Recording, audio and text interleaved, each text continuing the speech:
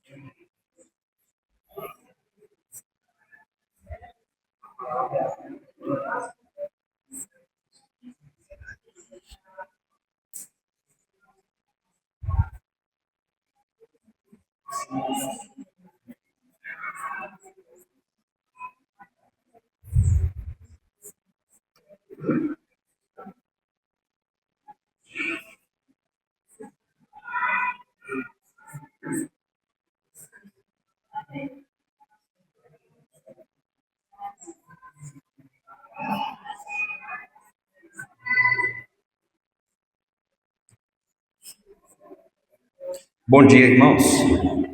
Vamos abrir as Bíblias em Gênesis capítulo 1, versículo 26 até o 28. Gênesis capítulo 1, os versículos 26 a 28. Vamos fazer assim, os irmãos leem o 26, as irmãs o 27 e o 28 nós lemos juntos. Pode ser? Começar o 26 com os varões, então. Também disse Deus: façamos o homem à nossa imagem, conforme a nossa semelhança. Tenha ele domínio sobre os peixes do mar, sobre as aves dos céus, sobre os animais domésticos, sobre toda a terra e sobre todos os répteis que rastejam pela terra. As irmãs. A imagem de Deus criou, homem e mulher. Todos.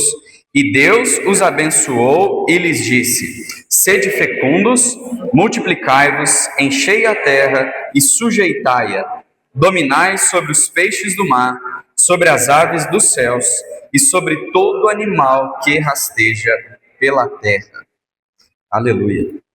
O tema dessa comunhão que a gente vai ter agora pela manhã, está aqui, se puder colocar mais uma vez. O plano de Deus, a redenção e a nossa comissão. O plano de Deus, a gente acabou de ler aqui os versículos 26 a 28, e ele permanece o mesmo. De eternidade a eternidade, Deus ele tem um plano e ele vai cumprir esse plano. E o mais incrível é que ele conta conosco para sermos esses que cooperam para a vontade dele ser feita aqui na terra. O plano de Deus, quando a gente pensa no plano e a gente vê aqui na criação, Deus ele disse algumas coisas sobre o homem e sobre essa criação dele que foi feita. Isso diz respeito ao Pai. O plano de Deus é responsabilidade do Pai. Nós sabemos, nosso Deus é triuno, o Pai, o Filho e o Espírito. A gente sabe que o homem ele caiu, mas Deus, cheio de misericórdia, por causa do grande amor dele, porque ele tem um plano que será cumprido, ele veio e nos trouxe a redenção por meio do Filho. E a comissão? Eu até pensei, poderia ser a palavra missão, mas por que é comissão? Porque hoje, nessa era em que nós vivemos, a missão que resta ser cumprida, ela é feita pelo Espírito Santo conosco. O Espírito Santo, ele age a partir de mim e de você. Nós podemos resistir ao Espírito ou nós podemos cooperar com o Espírito. É ou não é? Na nossa experiência, não tem momentos em que nós resistimos ao Espírito? Mas tem momentos também, graças ao Senhor, o Senhor amolece o nosso coração e nós cooperamos com o Espírito que habita em nós.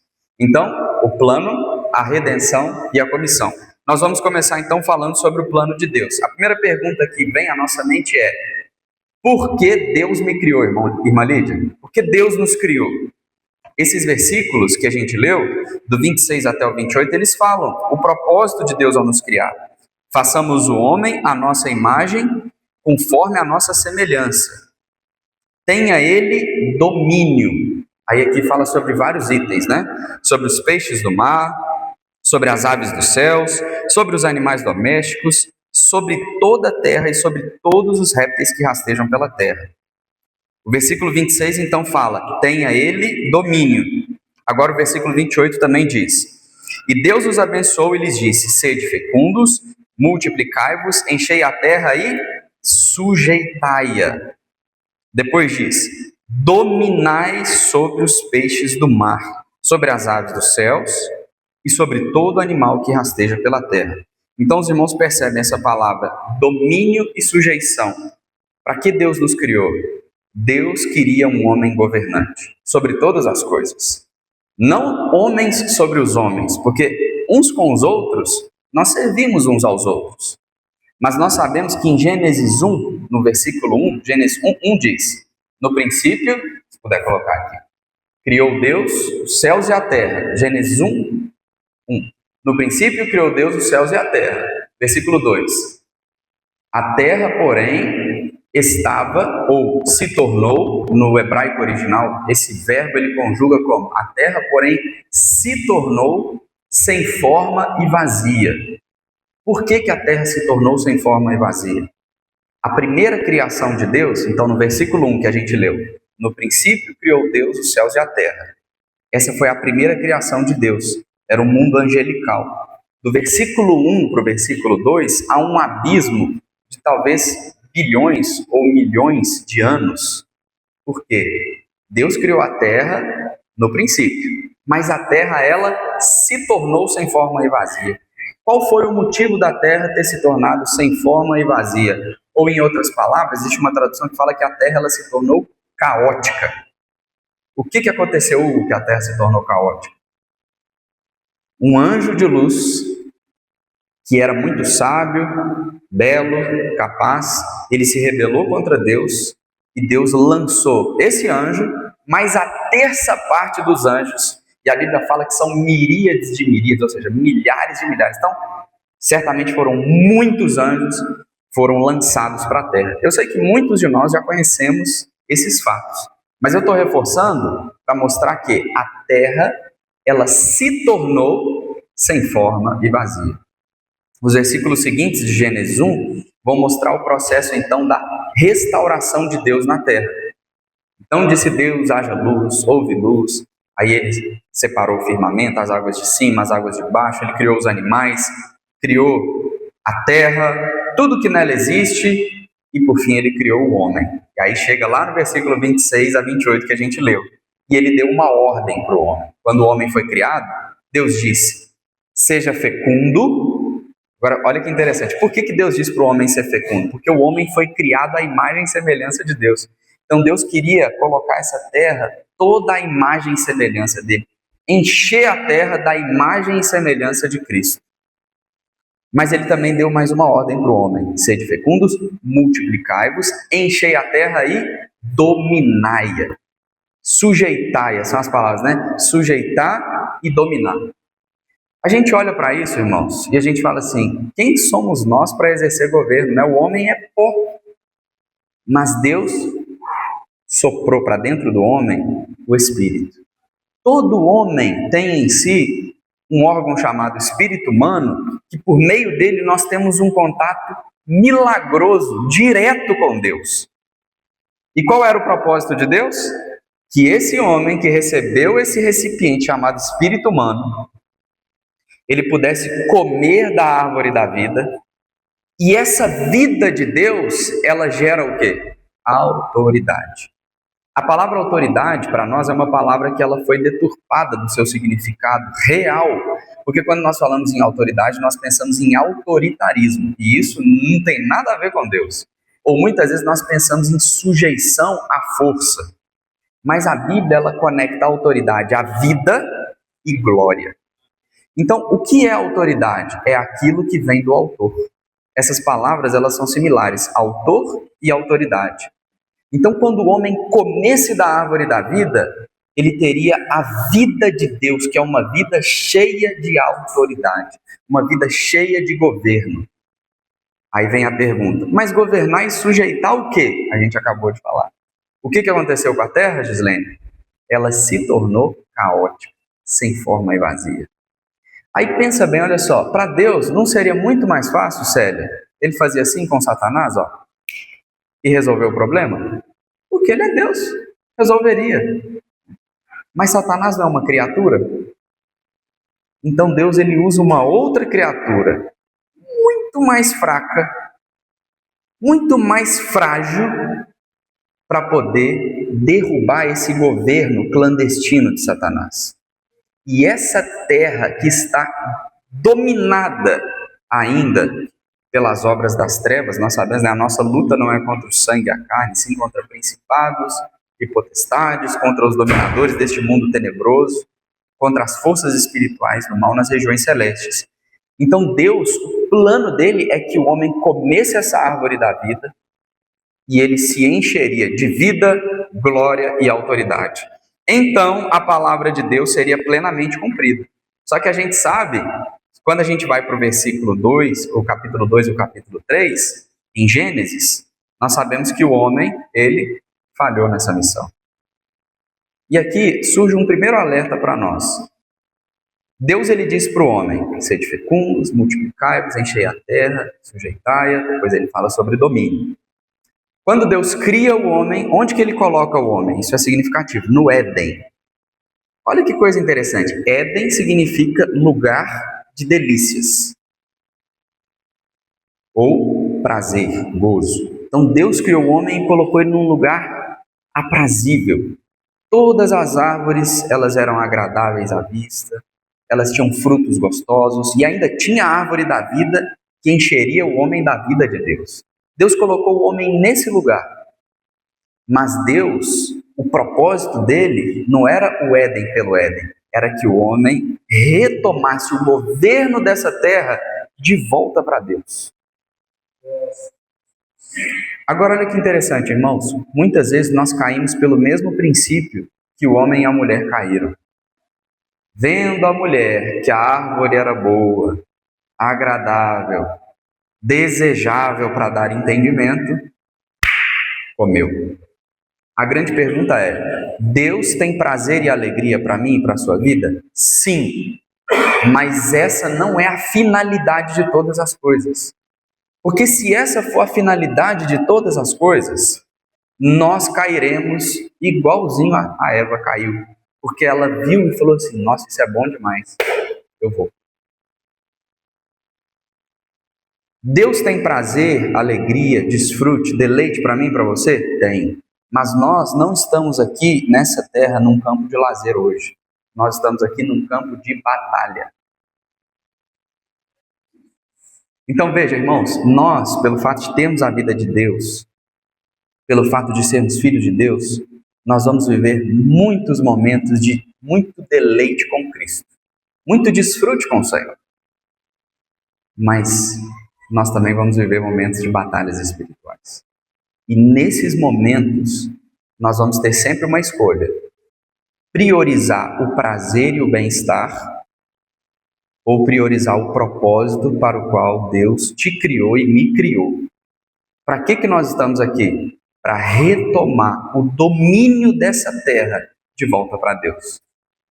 Irmãos, nós sabemos, o primeiro homem, Adão, o que aconteceu com ele? Falhou. Ele foi enganado pela serpente. Mas Jesus, a gente sabe que é a redenção, né? Imagina, o homem foi criado, comeria da árvore da vida e dominaria sobre todas as coisas. A serpente enganou a mulher e, consequentemente, o homem.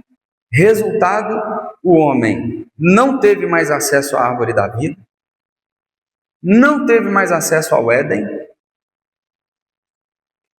e, como consequência, se tornou um homem cheio de morte. Nessa hora, Satanás deve ter falado, eu venci. Está tudo acabado. Mas o Senhor deu uma promessa lá em Gênesis 3, né? Olha o que ele diz aqui para nós.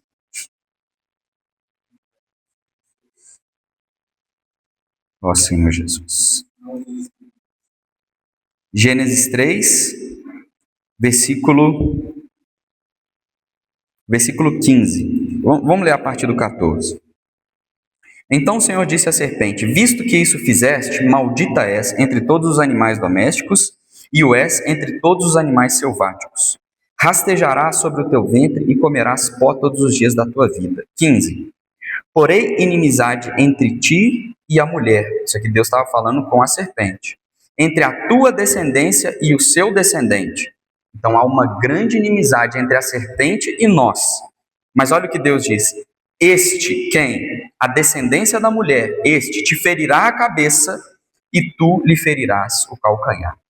Por que nós estamos aqui nessa manhã celebrando a vitória do Senhor? Porque o Senhor nos salvou dos pecados? Sim. Porque o Senhor nos deu paz novamente com o Pai? Sim. Porque agora nós temos uma vida de uma qualidade superior, porque o Espírito Santo habita em nós? Sim. Mas porque Ele pisou na cabeça da serpente. O descendente, irmãos, ele venceu. Ele realmente destruiu a Satanás. Vamos abrir em Colossenses? Olha o que diz sobre a redenção do Senhor. Colossenses, no capítulo 2,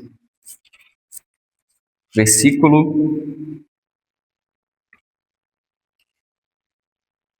Eu vou ler a partir do versículo 12. Diz assim: tendo sido sepultados juntamente com ele no batismo, no qual igualmente fostes ressuscitados, mediante a fé no poder de Deus, que o ressuscitou dentre os mortos. E a vós outros que estáveis mortos pelas vossas transgressões e pela incircuncisão da vossa carne, vos deu vida juntamente com ele, perdoando todos os nossos delitos. 14.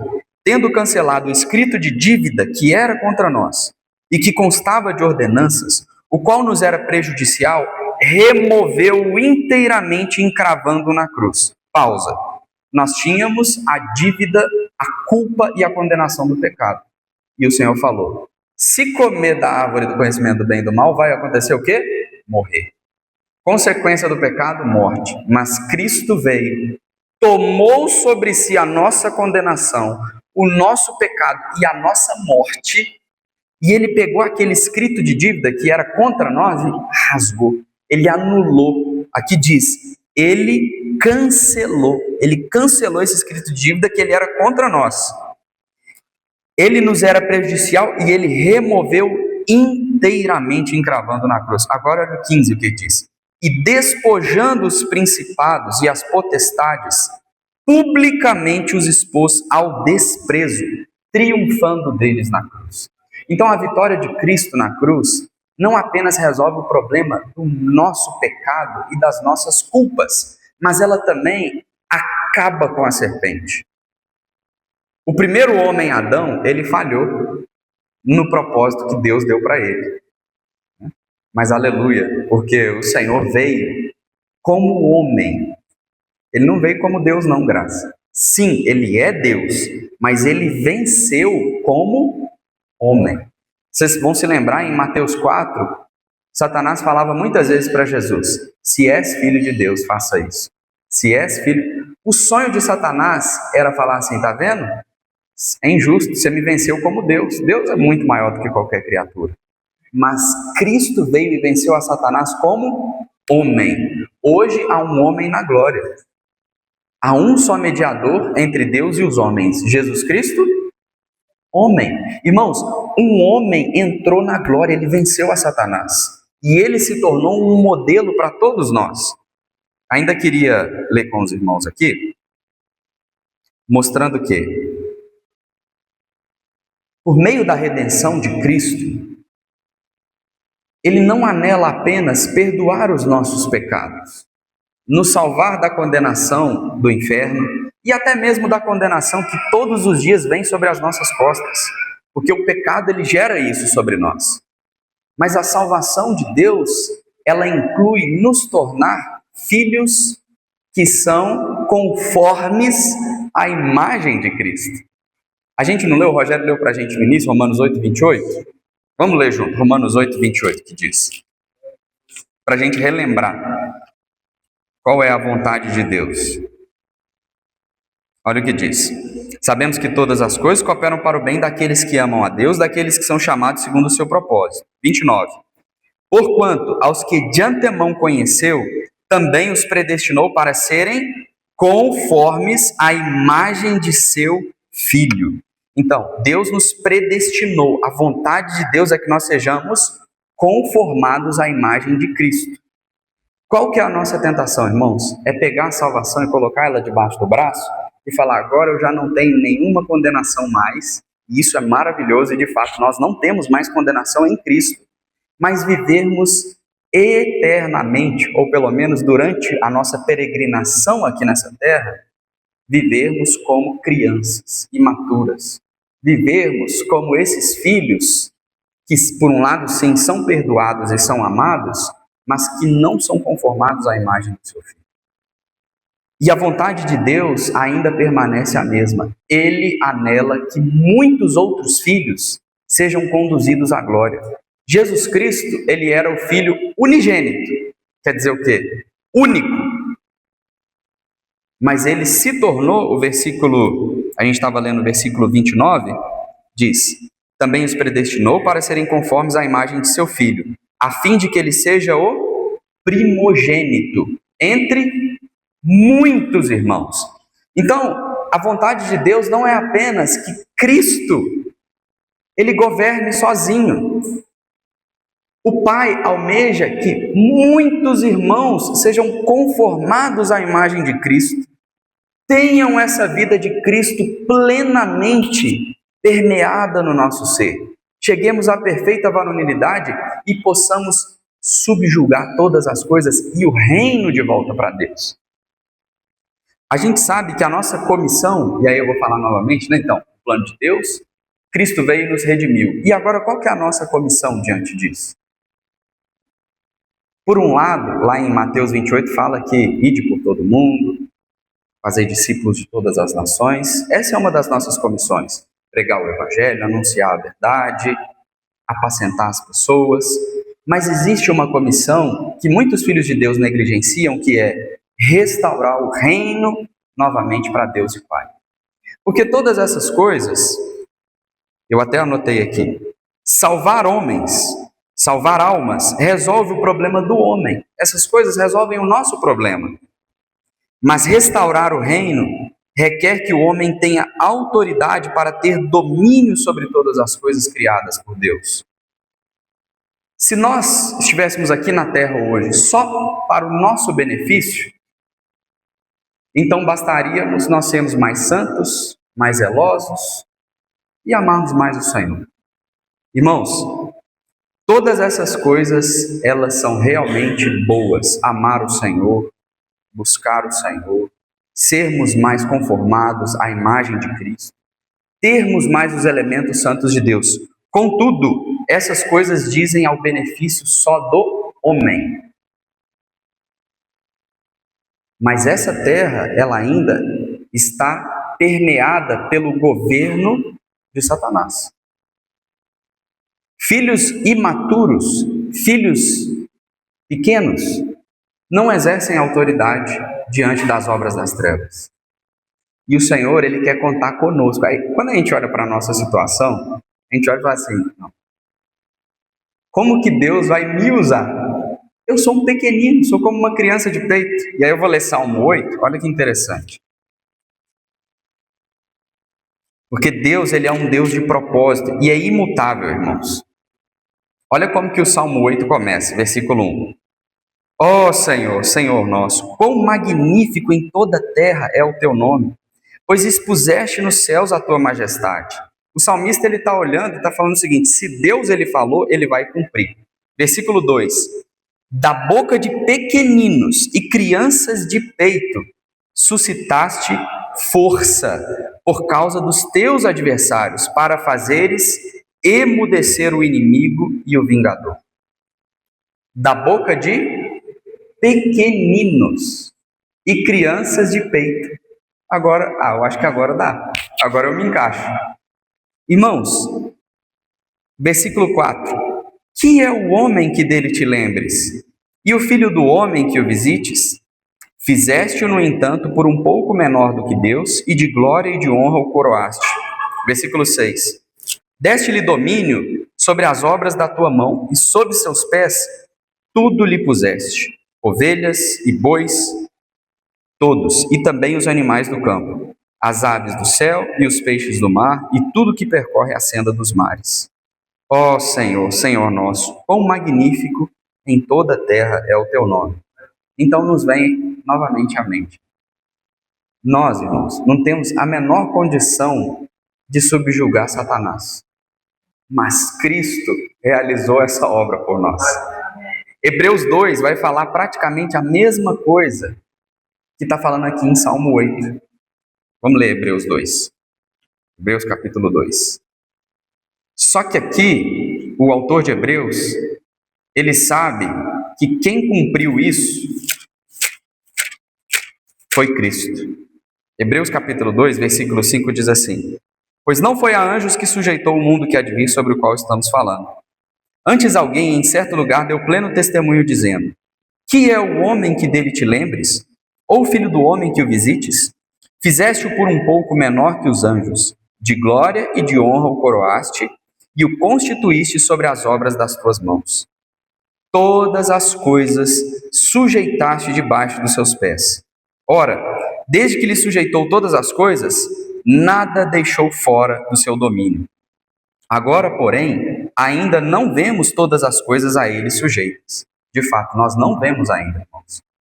Mas nós vemos, todavia, o versículo 9, aquele que por um pouco tendo sido feito menor que os anjos, Jesus, por causa do sofrimento da morte, foi coroado de glória e de honra, para que pela graça de Deus provasse a morte por todo homem. Agora quero ler com os irmãos ainda, nesse mesmo capítulo, o versículo 10, olha o que diz.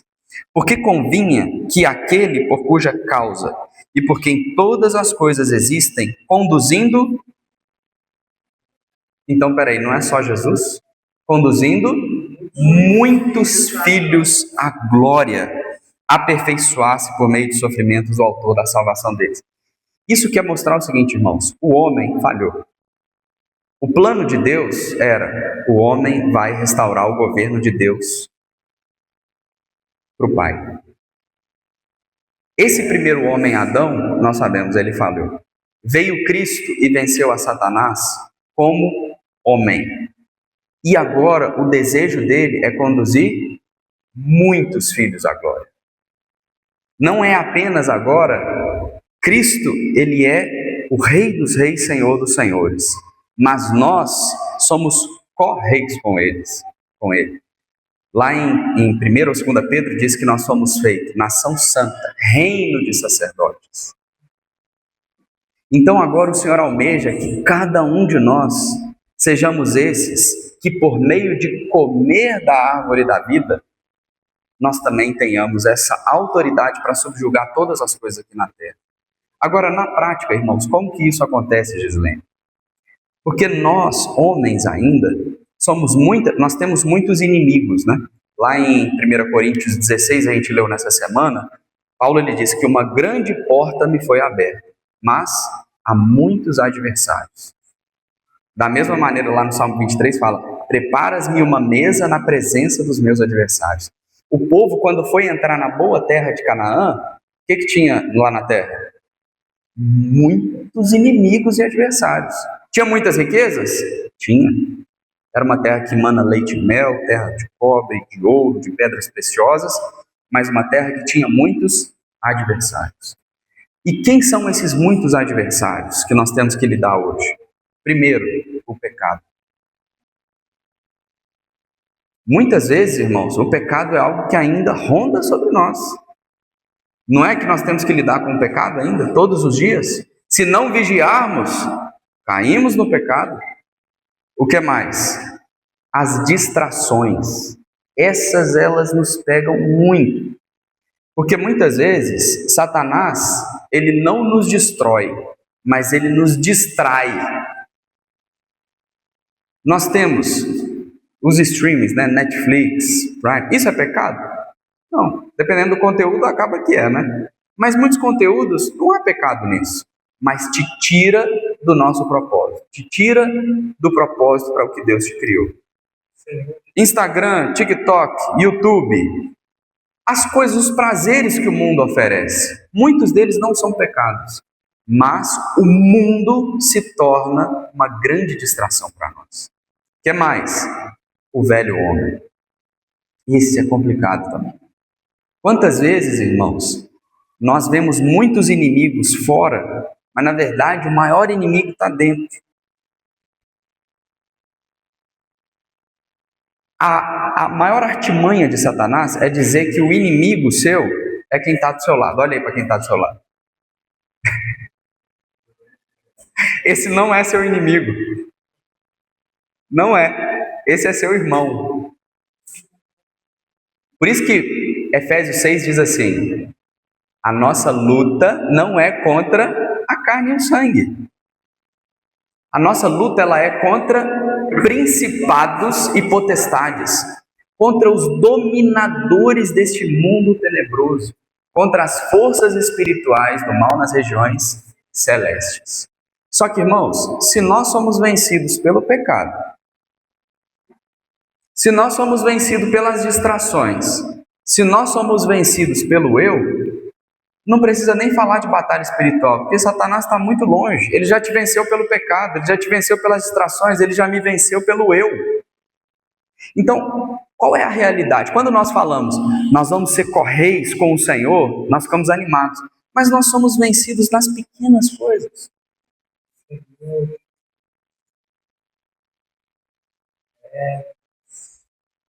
Mas, irmãos, da boca de pequeninos e crianças de peito, suscitaste força para fazer emudecer o inimigo. Então, o propósito de Deus, ele é imutável. Deus, ele vai transformar a mim e a você, se nós formos cooperadores com ele, ou seja, ele opera, mas nós cooperamos com ele. Se nós fizermos isso, o Senhor, de fato, ele vai cumprir aquilo que a palavra diz. O reino de Deus, ele vai se tornar do Senhor e do seu Cristo. Apocalipse já mostrou isso. Na verdade, quando o Senhor morreu na cruz, sabe o que ele disse, Gislene? Está consumado. Isso vai acontecer de qualquer maneira. A pergunta é, eu e você vamos participar? O que vai acontecer? Porque muitas vezes nós falamos assim, Deus precisa de nós, né? Na verdade, irmãos, Deus, ele é autossuficiente. Ele conta com o homem, ele nos chama, é um privilégio. Ele fala assim, vem fazer parte do que eu vou fazer. Mas Deus não precisa de nós. Ele quis contar com o homem. Deus, ele aprove a ele contar com o homem para subjugar todo esse universo de volta para Deus. Aí quando a gente vai para Apocalipse 12, 11, a gente vê uma realidade do que é vencer na prática, né? Na nossa rotina diária. Aqui o capítulo 12 de Apocalipse fala do filho varão. E o versículo 11 fala desses que fazem parte do filho varão. Vou começar a partir do versículo 10, na verdade. Diz assim: então ouvi grande voz do céu proclamando: agora veio a salvação, o poder, o reino do nosso Deus e a autoridade do seu Cristo, pois foi expulso o acusador de nossos irmãos, o mesmo que os acusa de dia e de noite diante do nosso Deus. O versículo 11. Eles, pois, o venceram. Aqui aí vai falar. Por quê? Por causa do sangue do Cordeiro. Aqui é o primeiro item que todos nós precisamos entender qual é a base da nossa vitória. Satanás, primeiro, ele é o acusador de nossos irmãos. Ele nos acusa todo dia. Se nós não fizermos nada de errado, ele vai nos acusar também. Mas aleluia, porque nós temos o sangue do Cordeiro. Irmãos, o sangue, muitas vezes, nós pensamos nele quando nós falhamos, certo? Quando eu falho, eu aplico o sangue. Mas aqui, o sangue também está relacionado àqueles que permitem a luz de Deus sondar o nosso interior. Quando a luz de Deus ela vem e nos expõe, antes de nós falharmos, porque às vezes a gente pensa, eu vou falhar e vou usar o sangue, mas o sangue de Deus, ele é para nos purificar. O que significa isso? A luz ela vem e brilha. Eu estava vivendo tranquilo, eu estava achando que eu não estava pecando, mas um dia a luz de Deus, você é orgulhoso. O que nós temos? O sangue do Cordeiro para nos purificar. Aí um dia eu estou andando tranquilo, aí a luz do Senhor brilha. Você está falando mal do irmão. Aí o sangue do Cordeiro purifica. Porque muitas vezes nós pensamos no sangue, irmãos, apenas o sangue, que é um detergente. Eu pego, tem o sangue do Cordeiro. Irmãos, esse sangue do Cordeiro, de fato, ele nos purifica desses pecados. Mas o Senhor não quer que a gente esteja na lama, limpa. Volta para a lama, limpa de novo. Volta para a lama, limpa de novo. Não. O sangue do Cordeiro é uma purificação progressiva na nossa vida. Como está o meu e o seu andar hoje? É pecar e depois aplicar o sangue, ou é permitir que a luz exponha quem nós somos e o sangue nos purificar progressivamente? Qual é a maneira que nós usamos o sangue? E existe um outro aspecto também, que é em relação à acusação de Satanás. Uma vez que nós tenhamos caído, porque todos nós falhamos, pecados nós cometemos, nós só não podemos ser intencionais em pecar. Mas nós falhamos, vez ou outra. E Satanás, ele vem nos acusar. O que nós precisamos? Sangue do Cordeiro. Primeiro item, eles venceram por causa do sangue do Cordeiro. Mas tem um outro item também aqui que diz, e por causa da palavra do testemunho.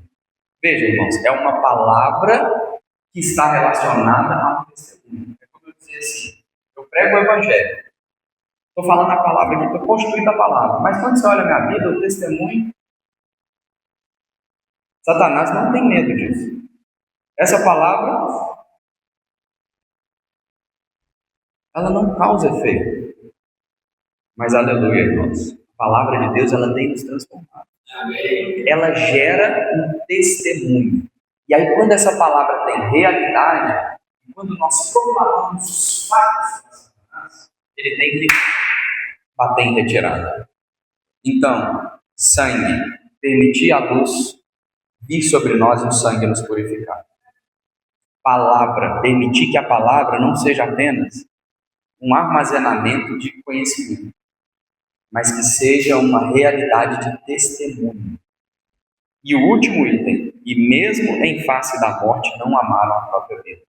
Vocês lembram que nós falamos lá no início? Que quando Deus criou o homem, ele colocou o homem no Éden, que é um lugar de prazer. Mas, irmãos, vão ter momentos na nossa vida que nós vamos ter duas escolhas. Ou andar de acordo com aquilo que Deus nos chamou, ou o prazer.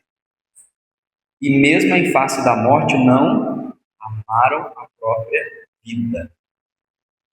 Muitas vezes o Senhor vai nos colocar em situações em que nós podemos escolher amar a própria vida, me preservar, ter o meu prazer, ter o meu bem-estar, ou, mesmo em face da morte, entender para o que nós fomos chamados. Irmãos, a verdade é, nós vemos aqui domingo após domingo, reunião após reunião. Para quê? É para ter uma vida cristã mais confortável? É para eu no meu trabalho ter um casamento mais gostoso? Seja sincero.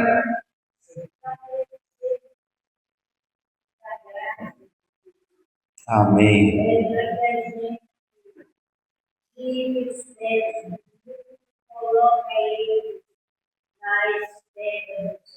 Amém. É isso. É isso aí. E mais, a gente leu em 1 Coríntios 15, se a nossa esperança em Cristo se limita apenas a esta vida, e para nossa surpresa, a vida ali é Zoé, está mostrando o quê? Se a nossa esperança em Cristo se limita apenas em viver uma vida cristã gostosa nesse mundo aqui, nós somos os mais infelizes dessa terra. Aí Paulo ele nos dá uma dica. Lá no capítulo 15, 1 Coríntios, já estou concluindo.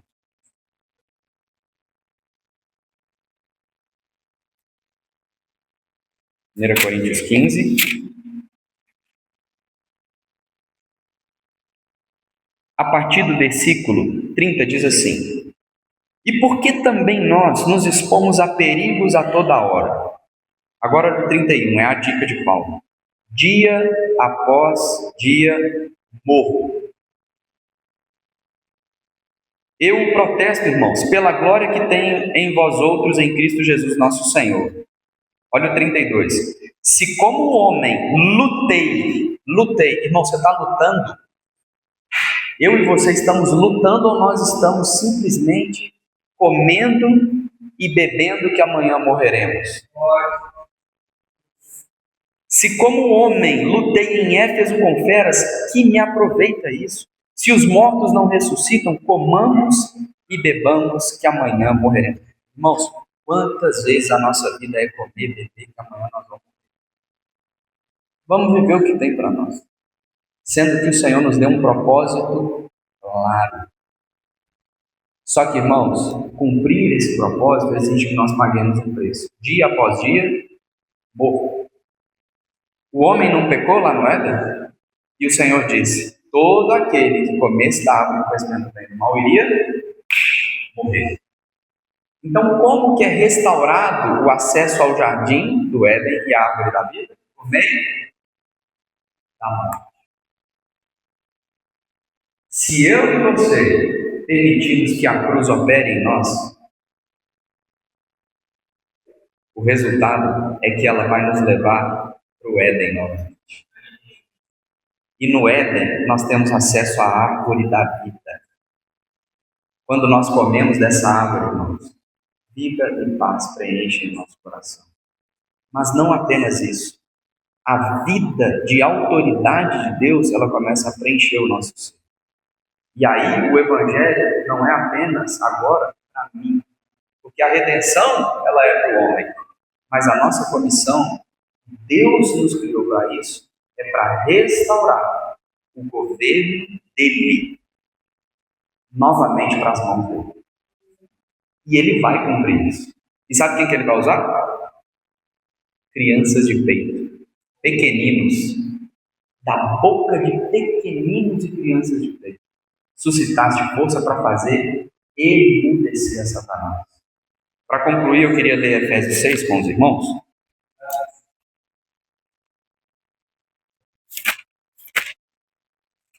Efésios capítulo 6, a partir do versículo 10. Queria ler com todos os irmãos. Quanto ao mais, sede fortalecidos no Senhor e na força do seu poder. 11. Revesti-vos de toda a armadura de Deus, para poderdes ficar firmes contra as ciladas do diabo. 12. Porque a nossa luta não é contra o sangue e a carne, e sim contra os principados e potestades, contra os dominadores deste mundo tenebroso, contra as forças espirituais do mal nas regiões celestes. Portanto, tomai toda a armadura de Deus. Uma pausa, irmãos. Tomai toda a armadura de Deus. Para quê? Para que possais resistir no dia mau. Esses dias que nós vivemos aqui, são dias de lazer ou são dias maus? São dias maus. Embora Deus nos conceda alguns momentos de alegria e prazer, nós precisamos saber: toma a armadura de Deus, para que possais resistir, senão Satanás vai nos derrubar. E depois de teres vencido tudo, Deus não te chama para uma batalha, e não me chama para uma batalha para nós ficarmos cansados, esmorecidos e para baixo. Ele nos chama para vencer. E depois de teres vencido tudo, permanecer inabaláveis. 14. Estai, pois, firmes, cingindo-vos com a verdade e vestindo-vos da couraça da justiça. Calçai os pés com a preparação do evangelho da paz e embraçando sempre o escudo da fé, com o qual podereis apagar todos os dardos inflamados do maligno. Tomai também o capacete da salvação e a espada do Espírito, que é a palavra de Deus. Irmãos, vou concluir. Isso é um encargo que está no meu coração. Talvez minha oração é que o Senhor dê luz, para que todos nós possamos compreender o que o Senhor quer nos falar. Não vamos viver só para o nosso bel prazer. Se nós não estivermos engajados com essa batalha, o Senhor ele vai chamar outros, porque Ele vai cumprir isso. Se eu e você não nos engajarmos, outros farão parte do Filho Varão.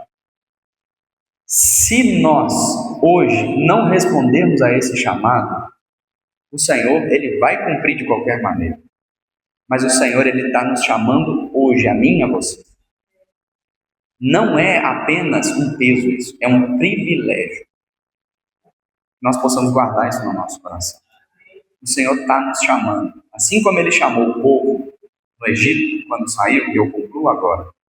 Ele chamou um povo do Egito. Quando eles chegaram no deserto, antes, na verdade, o Senhor falou: vós me sereis reino de sacerdotes, uma nação santa. Deus queria um reino de sacerdotes. O que aconteceu é que quando o povo chegou no deserto, eles fizeram um bezerro de ouro. E aí Moisés foi interceder pelo povo, e só uma tribo se colocou ao lado de Deus. Uma só, foi a tribo de Levi. Dali em diante, uma tribo representou todo o povo de Deus até que Cristo veio. Essa tarefa que eu estou acabando de dizer, de restaurar o reino de volta para Deus, deveria ser de toda a igreja. Mas nem todos se colocam ao lado de Deus. Em qual lado você está hoje? Povo de Deus, todos nós somos. Com o que nós estamos engajados? Essa não é uma palavra muito açucarada, não. Mas é uma palavra que mexe com a gente. Então, Jesus é o nosso Senhor. Vou fazer uma oração aqui para a gente concluir. Senhor, obrigado porque o Senhor tem nos chamado. Nós não somos dignos do teu chamado. Mas o Senhor aprove contar com crianças de peito e pequeninos. Da boca de crianças de peito, o Senhor suscitou força para fazer emudecer o seu adversário. Desperta o nosso espírito, Senhor. Nós queremos ser esses que lutam ao teu lado. Não queremos nos envolver apenas com as nossas coisas, mas queremos envolver com a tua causa, Senhor. Por isso, usa-nos, fortalece-nos segundo a força do teu poder. Ó Senhor, queremos permanecer inabaláveis. Depois de termos vencido tudo, permanecermos inabaláveis. Obrigado, Senhor, por querer contar conosco. Nós não somos nada, mas o Senhor tem nos chamado. Por isso, eis-nos aqui ao teu dispor. Oramos em nome de Jesus. Amém. Aleluia. A gente ainda tem um tempo. Tá?